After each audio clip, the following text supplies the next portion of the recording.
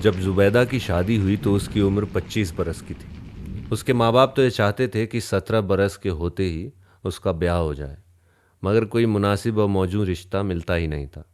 अगर किसी जगह बात तय होने पाती तो कोई ऐसी मुश्किल पैदा हो जाती कि रिश्ता अमली सूरत इख्तियार न कर सकता।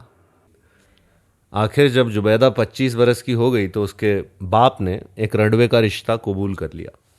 उसकी उम्र 35 बरस के करीब करीब थी, या शायद इससे भी ज़्यादा हो। साहब बेरोजगार था, मार्केट में कपड़े की थोक फरोशी की दुकान भी थी। हर माह 500-600 रुपये कमा लेता था। जुबैदा बड़ी फरमामदार लड़की थी। उसने अपने वालिदैन का फैसला मंजूर कर लिया। चुनाचे शादी हो गई और वो अपने ससुराल चली गई। उसका खाविंद, जिसका नाम इल्मुद्दीन था, बहुत शरीफ और मोहब्बत करने वाला साबित हुआ।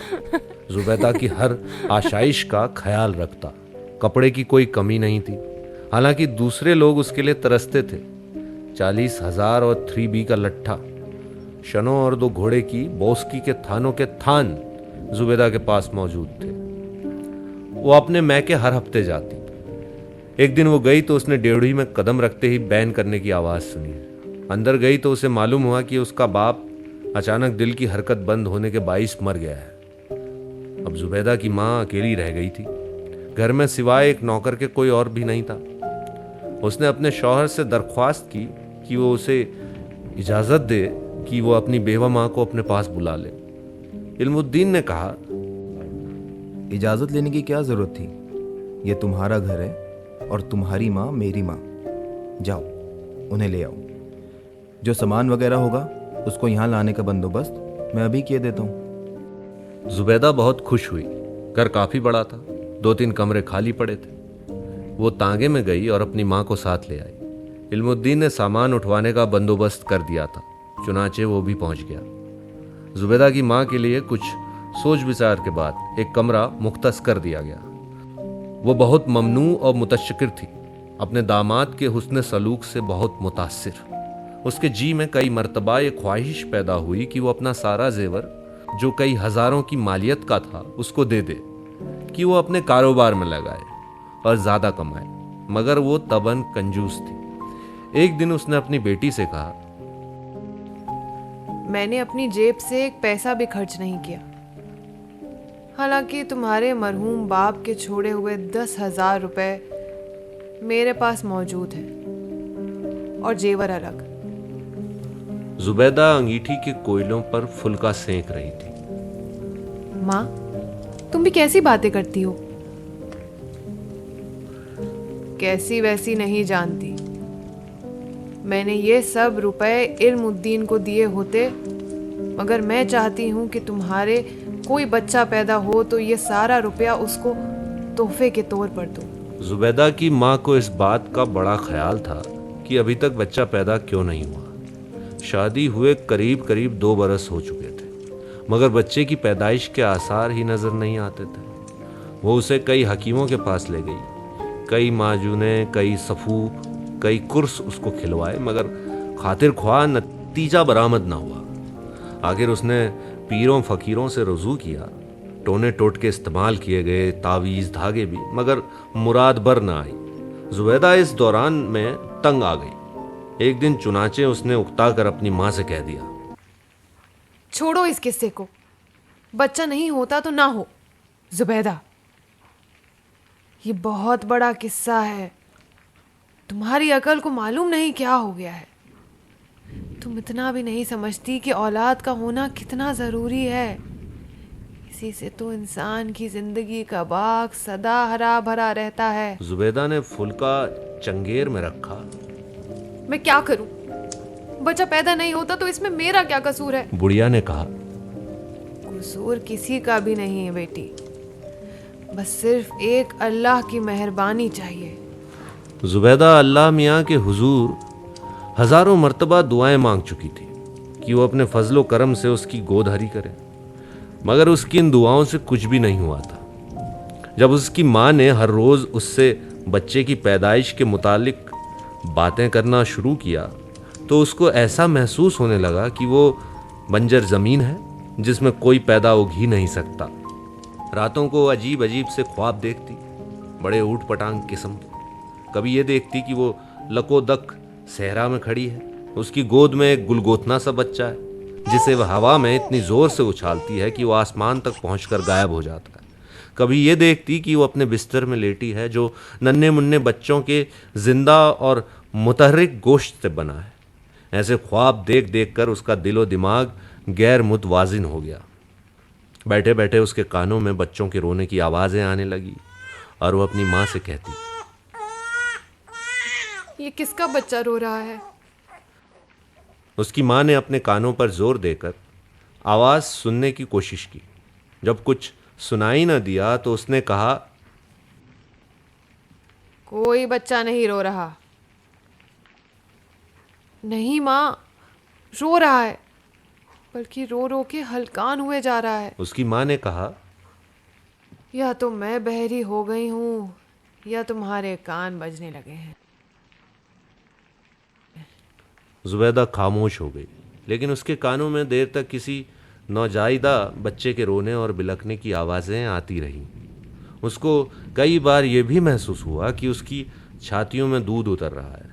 इसका जिक्र उसने अपनी माँ से न किया, लेकिन जब वो अंदर अपने कमरे में थोड़ी देर आराम करने के लिए गई तो उसके कमीज उठाकर देखा कि उसकी छातियाँ उभरी हुई थी। बच्चे के रोने की आवाज़ उसके कानों में अक्सर टपकती रही, लेकिन वो अब समझ गई थी कि यह सब वाहिमा है। हकीकत सिर्फ ये है कि उसके दिलो दिमाग पर मुसलसल हथौड़े पड़ते रहे हैं कि उसके बच्चा क्यों नहीं होता, और वो खुद भी बड़ी शिद्दत से वो खला महसूस करती है जो किसी ब्याही औरत की ज़िंदगी में नहीं होना चाहिए। वह अब बहुत उदास रहने लगी। मोहल्ले में बच्चे शोर मचाते तो उसके कान फटने लगते। उसका जी चाहता कि बाहर निकलकर उन सबका गला घोंट डाले। उसके शौहर इल्मुद्दीन को औलाद वौलाद की कोई फिक्र नहीं थी। वो अपने व्यापार में मगन था। कपड़े के भाव रोज बरोज चढ़ रहे थे। आदमी चूंकि होशियार था, इसलिए उसने कपड़े का काफी जखीरा जमा कर रखा था। अब उसकी माहाना आमदन पहले से 2 गुना हो गई थी, मगर इस आमदन की ज्यादती से जुबैदा को कोई खुशी हासिल नहीं हुई थी। अब उसका शौहर नोटों की गड्डी उसको देता तो उसे अपनी झोली में डालकर देर तक उन्हें लोरी देती रहती, फिर वो उन्हें उठाकर किसी ख्याली झूले में बिठा देती। एक दिन इल्मुद्दीन ने देखा कि वो नोट जो उसने अपनी बीवी को लाकर दिए थे दूध की पतीली में पड़े हैं। वो बहुत हैरान हुआ कि ये कैसे यहाँ पहुंच गए। चुनाचे उसने जुबैदा से पूछा, ये नोट दूध की पतीली में किसने डाले? जुबैदा ने जवाब दिया, बच्चे बड़े शरीर हैं, यह हरकत उन्हीं की होगी। इल्मुद्दीन बहुत मुतैयर हुआ, लेकिन यह बच्चे कहाँ से? जुबैदा अपने खाविन से कई ज्यादा मुतैयर हुई। क्या हमारे यहाँ बच्चे नहीं? आप भी कैसी बातें करते हैं। अभी स्कूल से वापस आते होंगे, उनसे पूछूंगी कि हरकत किसकी थी। इल्मुद्दीन समझ गया उसकी बीवी के दिमाग का तवाजुन कायम नहीं, लेकिन अपनी सास से इसका जिक्र न किया कि वो बहुत कमजोर औरत थी। वो दिली दिल में जुबैदा की दिमागी हालत पर अफसोस करता रहा, मगर उसका इलाज उसके बस में नहीं था। उसने अपने कई दोस्तों से मशवरा लिया। उनमें से चंद ने उससे कहा कि पागल खाने में दाखिल करा दो, मगर इसके ख्याल ही से उसे वहशत होती थी। उसने दुकान पर जाना छोड़ दिया, सारा वक्त घर रहता और जुबैदा की देखभाल करता कि मबादा वो किसी रोज कोई खतरनाक हरकत कर बैठे। उसके घर पर हर वक्त मौजूद रहने से जुबैदा की हालत किसी कदर दुरुस्त हो गई, लेकिन उसको इस बात की बहुत फिक्र थी कि दुकान का कारोबार कौन चला। कहीं वो आदमी जिसको ये काम सपुर्द किया गया है गबन तो नहीं कर रहा। उसने चुनाचे कई मर्तबा अपने खाविन से कहा, दुकान पर तुम क्यों नहीं जाते? इल्मुद्दीन ने उसे बड़े प्यार के साथ कहा, जानम, मैं काम करके थक गया हूँ, अभी थोड़ी देर आराम करना चाहता हूँ। मगर दुकान किसके सपुर्द है? मेरा नौकर है, वो सब काम करता है। क्या वो ईमानदार है? हाँ हाँ, बहुत ईमानदार है, दमड़ी दमड़ी का हिसाब देता है। तुम क्यों फिक्र करती हो? जुबैदा ने बहुत मुतफक्किर होकर कहा, मुझे क्यों फिक्र ना होगी? बाल बच्चेदार हूँ, मुझे अपना तो ख्याल नहीं, लेकिन इनका तो है। ये आपका नौकर अगर आपका रुपया मार गया तो ये समझिए कि बच्चों। इल्मुद्दीन की आंखों में आंसू आ गए। जुबैदा, इनका अल्लाह मालिक है। वैसे मेरा नौकर बहुत वफादार है और ईमानदार भी। तुम्हें कोई तरद्दुद नहीं करना चाहिए। मुझे तो किसी किस्म का तरद्दुद नहीं है, लेकिन बाज औकात माँ को अपनी औलाद के मुतल्लिक सोचना ही पड़ता है। इल्मुद्दीन बहुत परेशान था कि क्या करे। जुबैदा सारा दिन अपने ख्याली बच्चों के कपड़े सीती रहती, उनकी जुराबें धोती, उनके लिए ऊनी स्वेटर बुनती।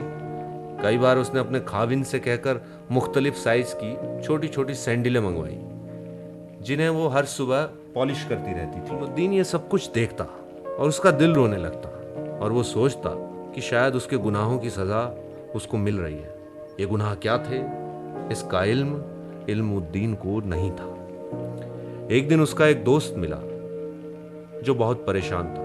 इल्मुद्दीन ने उससे परेशानी की वजह दरियाफ्त किया तो उसने बताया कि उसका एक लड़की से माशका हो गया था, अब वो हामिला हो गई। इसकात के तमाम जराए इस्तेमाल किए गए हैं मगर कामयाबी नहीं हुई। इल्मुद्दीन ने उससे कहा, इसकात वस्कात की कोशिश ना करो, बच्चा पैदा होने दो। उसके दोस्त ने, जिसे होने वाले बच्चे से कोई दिलचस्पी नहीं थी, कहा, मैं बच्चे का क्या करूंगा, तुम मुझे दे देना। बच्चा पैदा होने में कुछ देर थी। इस दौरान में इल्मुद्दीन ने अपनी बीवी जुबैदा को यकीन दिलाया कि वो हामिला है और 1 माह के बाद उसका बच्चा पैदा हो जाएगा। जुबैदा बार बार कहती, मुझे अब ज़्यादा औलाद नहीं चाहिए, पहले ही क्या कम है। इल्मुद्दीन खामोश रहता। उसके दोस्त की दाश्ता के लड़का पैदा हुआ, जो इल्मुद्दीन ने जुबैदा के पास, जो कि सो रही थी, लिटा दिया और उसे जगा कर कहा, जुबैदा, तुम कब तक बेहोश पड़ी रहोगी? ये देखो, तुम्हारे पहलू में क्या है? जुबैदा ने करवट बदली और देखा कि उसके साथ एक नन्हा मुन्ना बच्चा हाथ पांव मार रहा है। इल्मुद्दीन ने उससे कहा, लड़का है। अब खुदा के फजलो करम से हमारे 5 बच्चे हो गए हैं। जुबैदा बहुत खुश हुई। ये लड़का कब पैदा हुआ? सुबह 7 बजे। और मुझे इसका इल्म ही नहीं। मेरा ख्याल है कि दर्द की वजह से मैं बेहोश हो गई होंगी। इल्मुद्दीन ने कहा, हाँ, कुछ ऐसी ही बात थी, लेकिन अल्लाह के फजलो करम से सब ठीक हो गया। दूसरे रोज जब इल्मुद्दीन अपनी बीवी को देखने गया तो उसने देखा कि वो लहूलुहान है। उसके हाथ में उसका कट थ्रोट उस तरह है, वो अपनी छातियां काट रही है। इल्मुद्दीन ने उसके हाथ से उस तरह छीन लिया। ये क्या कर रही हो तुम? जुबैदा ने अपने पहलू में लेटे हुए बच्चे की तरफ देखा और कहा, सारी रात बिलखता रहा, लेकिन मेरी छातियों में दूध ना उतरा। लानत है ऐसी। इससे आगे वो और कुछ कह न सकी। खून से लिथड़ी हुई एक उंगली उसने बच्चे के मुंह के साथ लगा दी और हमेशा की नींद सो गई।